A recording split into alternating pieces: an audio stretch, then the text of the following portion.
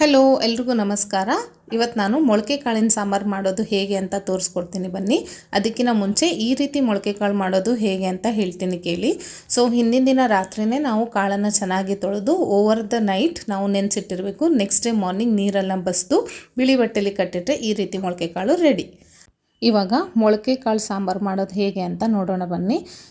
ಮೊಳಕೆ ಬಂದಿರೋ ಕಾಳನ್ನೆಲ್ಲ ಒಂದು ಕುಕ್ಕರ್ಗೆ ಹಾಕ್ಕೊಂಡು ಅದು ಮುಳುಗುವಷ್ಟು ಏನು ಮಾಡಬೇಕಪ್ಪ ಅಂತಂದರೆ ನೀರನ್ನು ಹಾಕ್ಕೋಬೇಕು. ಕಾಳು ಎಷ್ಟಿರುತ್ತಲ್ಲ ಅದನ್ನು ನೋಡಿ ಮೆಷರಾಗಿ ನೀರನ್ನು ಹಾಕ್ಕೋಬೇಕು. ಅದಕ್ಕೆ ಸ್ವಲ್ಪ ಉಪ್ಪನ್ನು ಕೂಡ ಸೇರಿಸ್ಕೊಂಡಿದ್ದೀನಿ. ಇದರಿಂದಾಗಿ ಕಾಳು ತಿನ್ನೋಕ್ಕೆ ಟೇಸ್ಟಾಗಿ ಕೂಡ ಬರುತ್ತೆ. ಕುಕ್ಕರ್ನ ಮುಚ್ಚಿ 4ರಿಂದ 5 ವಿಸಿಲನ್ನು ಹಾಕಿಸ್ಕೋಬೇಕು.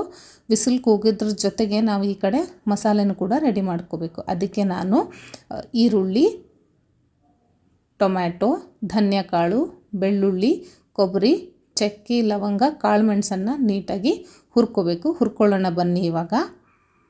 ಸೊ ಇವಾಗ ಅದನ್ನ ಜಾರಿಗೆ ಹಾಕ್ಕೊಂಡಿದ್ದೀನಿ. ಹಾಗೆ ಜೀರಿಗೆ, ನೆನೆಸಿಟ್ಟಿರುವಂಥ ಹುಣಸೆ ಹಣ್ಣನ್ನು ನಾನೇನು ಮಾಡ್ತಾಯಿದ್ದೀನಿ ಅಂದರೆ ಇಲ್ಲಿ ಸೇರಿಸ್ಕೊಳ್ತಾ ಇದ್ದೀನಿ.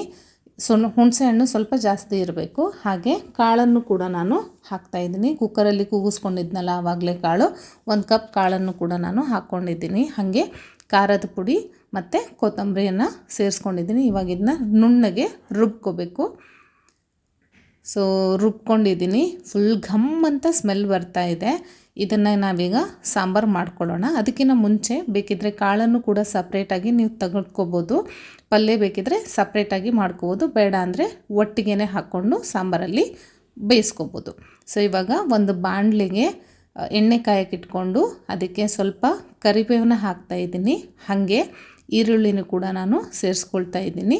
ಈರುಳ್ಳಿ ಚೆನ್ನಾಗಿ ಬೆಂದ ನಂತರ ಅದಕ್ಕೆ ಸ್ವಲ್ಪ ಖಾರದ ಪುಡಿಯನ್ನು ಸೇರಿಸ್ಕೊಳ್ತಾ ಇದ್ದೀನಿ. ಇದರಿಂದ ಸಾಂಬಾರಿಗೆ ಕಲರ್ ಕೂಡ ಚೆನ್ನಾಗಿ ಬರುತ್ತೆ.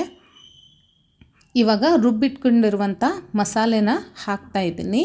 ಹಾಗೆ ನಿಮಗೆ ಎಷ್ಟು ಬೇಕೋ ಆ ಮೆಷರ್ಮೆಂಟಲ್ಲಿ ನೀರನ್ನು ಹಾಕ್ಕೋಬೇಕು. ನಿಮಗೆ ಸ್ವಲ್ಪ ಥಿಕ್ನೆಸ್ ಬೇಕಿದ್ರೆ ಸ್ವಲ್ಪ ಕಡಿಮೆ ನೀರು ಹಾಕ್ಕೋಬೇಕು. ಹಾಗೆ ಮೊಳಕೆ ಕಾಳು ಕುದಿಸ್ಕೊಂಡಿರ್ತೀನಲ್ಲ ಆ ನೀರನ್ನು ಕೂಡ ಹಾಕ್ಕೊಂಡಿದ್ದೀನಿ.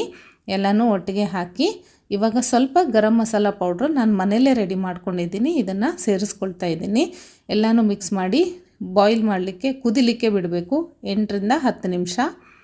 ಸೊ ಕುದ್ದಾಗಿದೆ. ಇವಾಗ ಸ್ವಲ್ಪ ಕೊತ್ತಂಬರಿನ ಮೇಲೆ ಹಾಕ್ತಾಯಿದ್ದೀನಿ. ಈ ಸಾಂಬಾರು ಅನ್ನದ ಜೊತೆಗೆ ಹಾಗೆ ಮುದ್ದೆ ಜೊತೆಗೆ ತುಂಬ ಒಳ್ಳೆ ಕಾಂಬಿನೇಷನ್ ಆಗಿರುತ್ತೆ. ನಾನಿಲ್ಲಿ ಬಿಸಿ ಬಿಸಿ ಅನ್ನದ ಜೊತೆಗೆ ಸಖತ್ತಾಗಿ ಬ್ಯಾಟಿಂಗ್ ಮಾಡ್ತಾಯಿದ್ದೀನಿ. ಹಾಗೆ ನಾನು ಸಪ್ರೇಟಾಗಿ ಪಲ್ಯನೂ ಕೂಡ ಮಾಡ್ಕೊಂಡಿದ್ದೀನಿ. ನಮ್ಮ ಮನೆಯವರೆಲ್ಲ ತುಂಬ ಇಷ್ಟಪಟ್ಟು ತಿಂದರು. ನೀವು ಒಂದು ಸಲ ಟ್ರೈ ಮಾಡಿ ಹೇಗಿತ್ತು ಅಂತ ಕಮೆಂಟ್ ಮಾಡಿ. Thank you so much for watching. ಈ ರೀತಿ ರೆಸಿಪೀಸ್ಗಾಗಿ ಸಬ್ಸ್ಕ್ರೈಬ್ ಟು ಮೈ ಚಾನಲ್.